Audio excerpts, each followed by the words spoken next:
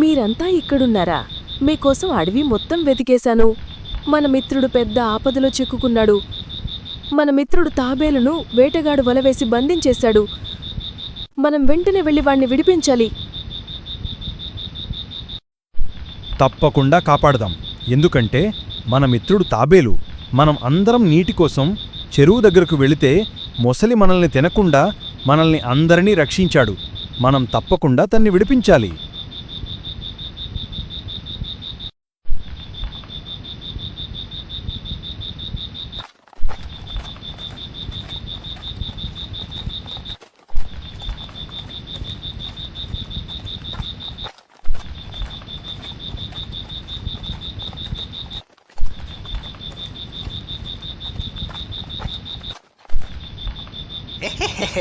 భలే భలే మిత్రమా, ఇప్పుడు చూసావా ఏం జరిగిందో?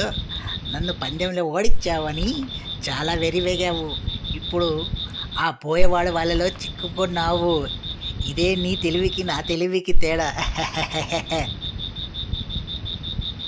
మిత్రులారా, ఇది నన్ను ఎక్కిరించే సమయం ఇప్పుడు కాదు. ముందు నన్ను ఈ వలలో నుంచి బయటికి తీయండి. కాసేపట్లో ఆ బోయివాడు వచ్చేస్తాడు, నా ప్రాణాల్ని ఫరిస్తాడు. నాకిప్పుడు బుద్ధొచ్చింది.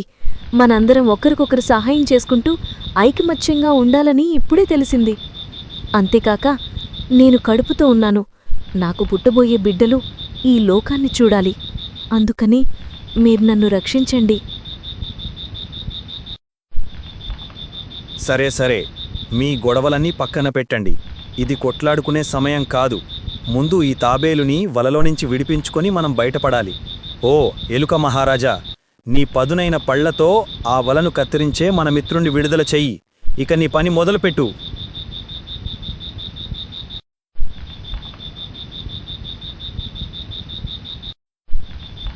ఎలుక తన పదునైన పళ్లతో తాబేలు చిక్కుకున్న వలను కత్తిరించేసింది.